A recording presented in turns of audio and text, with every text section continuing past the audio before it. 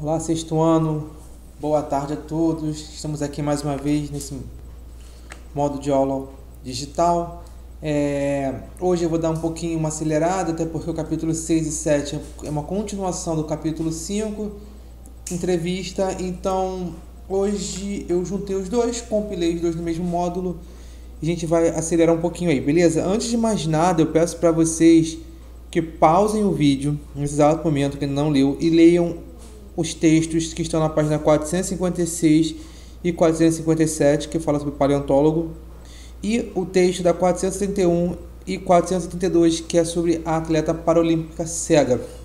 É importante que vocês leiam os textos para que a gente consiga seguir a aula, porque eu vou fazer uma comparação muito boa. Essa aula eu faço uma comparação muito forte entre os três tipos de entrevista que nós temos na nossa sociedade, que é uma entrevista gravada, que é aquela entrevista que a gente pode ver em programas como Jô Soares, ou para quem conhece um pouco mais do Danilo Gentili, ou Jimmy Fallon nos Estados Unidos, então, entre outros vários inúmeros talk shows, que são programas de entrevistas, perguntas e respostas, como a Marília Gabriela também fazia muito, entrevista de emprego, que não deixa de ser uma entrevista também, e a entrevista do jornalista para algum atleta ou para algum cientista, como a gente vê no texto da apostila, tá? Primeira coisa, vamos lá. O que é entrevista? A entrevista é justamente isso. É um texto, um gênero textual de perguntas e respostas. Eu tenho que ter pelo menos duas pessoas para ter entrevista, como eu falei na última. Eu preciso pelo menos ter duas pessoas para ter entrevista, como eu falei na última aula, tá? Pode ser uma entrevista de emprego, pode ser uma entrevista televisionada, pode ser uma entrevista escrita. Eu preciso ter, no mínimo, duas pessoas para ter entrevista. Como posso ver aqui no exemplo que a gente tem aqui do de noite, e essas duas pessoas conversando. É um programa, é um trabalho de texto, tá? Voltado para isso, perguntas e respostas. E é muito interessante, algo que eu esqueci, fazer uma breve apresentação, uma apresentação um pouco mais longa, sobre o apresentado, sobre o trabalho do apresentado. Para que isso? Qual é a finalidade disso? É tornar o público-alvo mais familiar sobre aquele assunto que será tratado ali e sobre aquele entrevistado, tá? Então vamos lá, eu vou falar um pouco agora sobre entrevista em vídeo. Eu não coloquei nenhuma entrevista em vídeo, só coloquei a foto aqui de uma entrevista do Jô Soares.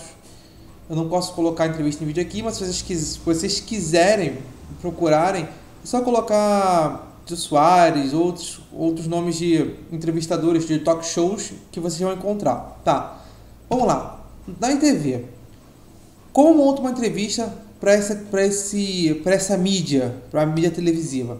Eu tenho que tomar cuidado, eu preciso disso aqui. Primeira coisa, esse primeiro ponto, o tema, ele vale tanto para, acho que os próximos, até o quarto, pertinência das interferências do entrevistador. Isso vale tanto para entrevista escrita, para qualquer tipo de entrevista, tá? Vamos lá. O tema é muito importante. O tema é o que vai fazer as perguntas existirem. Como assim, professor?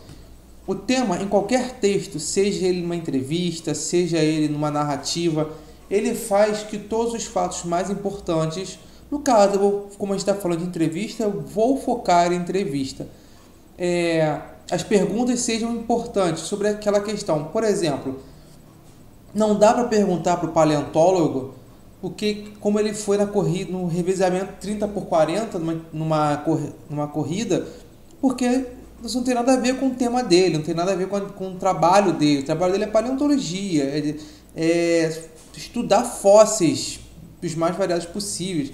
E se ainda for especialista em dinossauros, então ele estudar fósseis de dinossauro. Então não adianta perguntar para um paleontólogo numa entrevista o que ele acha sobre o Usain Bolt, porque não vai ser aí que vai cair na segunda, que a gente não vai dar liberdade para ele para demonstrar os conhecimentos dele. E isso, saber qual é o tema, vai fazer as qualidades, vai tornar as perguntas com uma qualidade muito alta. Geralmente nós temos que tomar cuidado com isso, tá? As perguntas têm que ter uma qualidade boa, elas têm que ter o objetivo de tem que ter o objetivo de tornar o assunto ainda mais acessível ao público-alvo. Então, se o meu público-alvo são vocês, as perguntas têm que ser direcionadas pensando em tornar aquele assunto mais acessível para vocês, alunos do 6º ano. E esse que vem o próximo ponto que puxa, é a liberdade que se dá ao entrevistado para demonstrar os seus conhecimentos. Ou seja, uma pergunta muito aberta é ótimo. Por quê? Mas, poxa, está muito aberta, você vai ver e você vai puxar os dois. Por que uma pergunta aberta é bom? Porque eu puxo os próximos 2 pontos.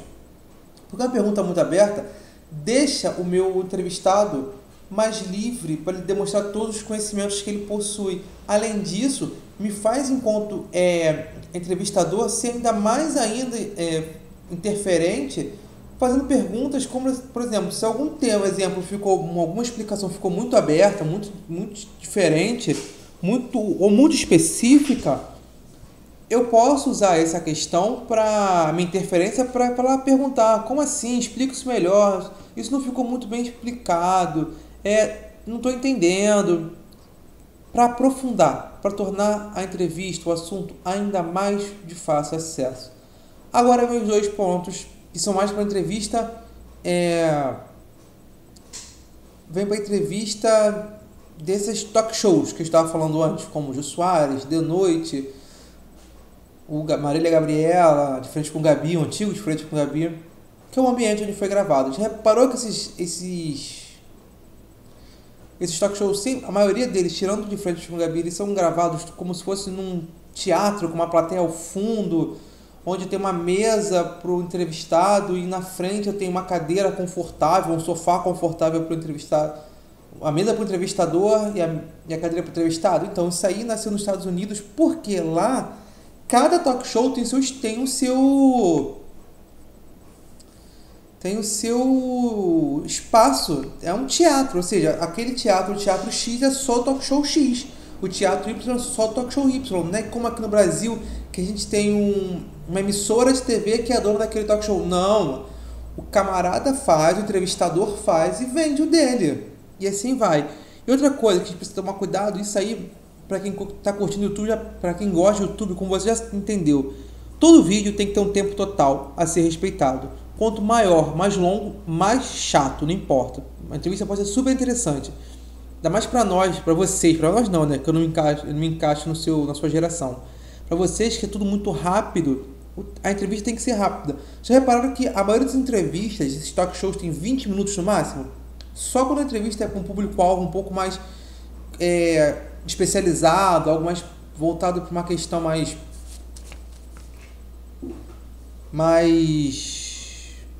especialista mesmo, para aprofundar um assunto muito profundo mesmo, muito especializado. As entrevistas são de 1 hora e tanto, mas isso aí não é para o grande público como nós. Bom, e aí a gente vai para o próximo, que é assim. Aí vem as perguntas que é para facilitar a construção, tá?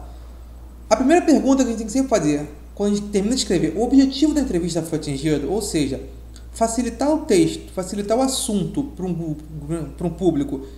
Eu consegui demonstrar o trabalho daquela pessoa, a opinião daquela pessoa, tá? Aí a questão agora é para se você um dia for fazer isso, a qualidade do som está adequada, ou seja, o som que chega até mim tá legal? Você reparou muito vídeo do YouTube que às vezes o som de fundo está muito alto, quase não consigo ouvir uma pessoa falando? É isso, saber adequar isso. O próximo a gente já conhece, é para saber se a câmera está focando ou não. Aí é que tá, olha só, algum elemento do cenário pesou, causou distração? O cenário tem que ser o mais limpo possível. Eu não estou falando limpo de limpeza não, de ter menos poeira, assim, é de ter menos poluição visual, me chama menos de atenção possível. Ser um fundo neutro, uma cidade ao fundo, alguma coisa, um fundo muito neutro, por quê? Porque a principal atração é o entrevistador e o entrevistado. Eles que têm que chamar toda a atenção ali, beleza? O tratamento dispensado ao entrevistado foi satisfatório, ou seja, foi tratado com educação o entrevistado? Por mais rude que ele seja, ele tem que ser tratado com educação, tá? A sequência de perguntas e respostas é compreensível, ou seja, todo mundo... eu faço a pergunta, vocês entenderam? Ou seja, É para não ter aquela coisa assim, eu não entendi, você pode repetir? Aí, agora é que vem os três pulos do gato. Numa entrevista gravada, tanto ela pode ser gravada, só a voz e eu transcrever, eu posso cortar pedaços, eu posso tirar perguntas que não ficaram legal, respostas que não ficaram legal, eu posso mudar, eu posso adaptar da melhor forma possível. Beleza, sexto ano? Aqui a gente encerra a entrevista em vídeo e a gente vai para a nossa entrevista escrita. Olha só, a entrevista escrita é aquela que a gente vem lendo, que vocês acabaram de ler, essas duas que vocês acabaram de ler, que são um jogo de perguntas e respostas, as perguntas bem tranquilas, respostas muito longas, e a pergunta e a resposta, a pergunta sempre ou em negrito, ou em itálico, ou sublinhado, de alguma forma, destacando para você que é aquela pergunta, tá? Se vocês já perceberam nos textos, as perguntas são sempre muito objetivas e concisas, são pequenas, são curtas. Vamos ver como é que se constrói isso. Primeiro, a construção vamos para a estrutura. Para a linguagem primeiro, tudo bem. A linguagem precisa se adequar aquilo que eu já venho falando com vocês algumas duas últimas aulas. A linguagem de um texto, ele vai sempre se adequar ao público-alvo primeiro e depois ao objetivo. Ou seja, dependendo de quem vocês estão escrevendo, vocês têm que usar a língua mais próxima ou mais distante possível. O mais próximo possível, nunca o mais distante possível. O mais próximo possível da norma padrão, tá? Da gramática da língua portuguesa. Como eu falei, a redação deve ser de acordo com a norma culta. Pode haver escolhas de estilo para preservar a especificidade do entrevistado. O que isso quer dizer? Já percebeu que de vez em quando tu tá falando, tu tem que parar, pensar? Uma coisa que a gente tem que entender, a entrevista ela vai oscilar entre o texto oral e o texto escrito. As respostas são de uma pessoa falando. Então eu posso muito bem colocar reticências para mostrar para o meu leitor que naquele momento o meu interlocutor ou o entrevistado estava pensando antes de responder. Entendeu? Eu posso manter o dialeto dele? Pode. Não é aconselhável, mas pode. Tá. Essa questão da ambiguidade eu vou explicar no próximo slide, tá? O que é uma ambiguidade. Como eu falei a última vez, o trecho pode ser eliminado, você pode cortar o que você quiser da entrevista, pode eliminar, você pode editar a entrevista. Lembra que eu falei lá, olha só, a redação deve... Não, perdão. Pode haver escolhas de estilo para preservar a expressividade? Agora pausas e entonações do entrevistado precisam ser bem representadas com pontuação adequada. Se em algum momento o entrevistado falou um pouco mais alto ou se exaltou, exclamação. Se ele fez uma pergunta indireta para demonstrar que estava a argumentação dele, interrogação. E assim vai, tá? Eu preciso o tempo todo manter a fala do meu entrevistado ali, presente, como se fosse ele falando mesmo. Bom, agora a gente vai para a estrutura. Olha só, é interessante que o texto possua visivelmente duas partes, a introdução e a sequência de perguntas e respostas. Por quê? Como eu falei lá atrás, a introdução mostra para o meu público-alvo quem é essa pessoa e qual o trabalho dela, quem é o entrevistado e qual o trabalho do entrevistado. Fica muito estranho você começar um jogo de perguntas e respostas sem mostrar quem é essa pessoa. Como eu falei, como já venho falando para vocês, as perguntas e respostas precisam estar distintas. O que é pergunta e o que é resposta. Para quê? Para que o público, quando for ler, meu público-alvo, não faça confusão entre perguntas e respostas. Olha só, é interessantíssimo colocar um título em todo texto que você for escrever. Por quê? O texto é o que vai fazer eu, leitor, eu estou me botando na posição do seu leitor, tá? Eu, leitor, entender sobre o que esse texto fala. Qual é o objetivo desse texto?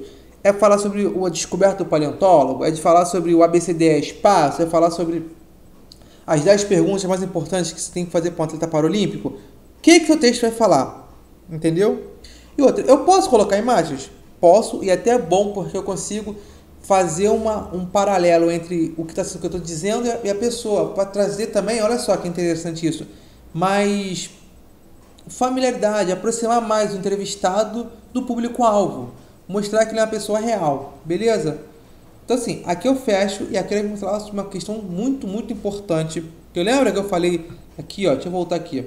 Eu falei aqui, ó, sobre precisamos tomar cuidado com a ambiguidade. Por que eu falei isso? Olha só. Toda palavra no português ela possui inúmeros significados, muitos significados mesmo, tá? Muitos. Às vezes um, dois ou mais. E o que isso quer dizer? Que a palavra tem denotação e conotação. Denotação, sentido real. Conotação, sentido figurado.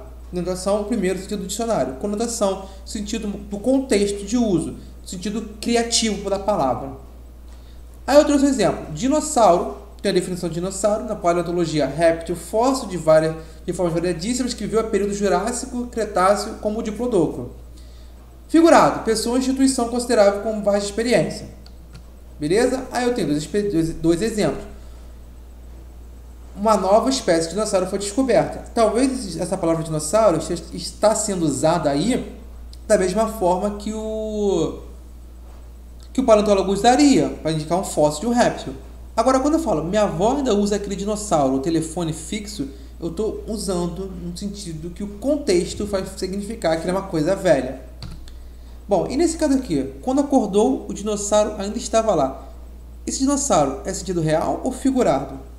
Vou deixar na mão de vocês para me explicarem. O que eu quero dizer com isso é o seguinte: as palavras podem ter inúmeros significados. As palavras podem passar inúmeras informações.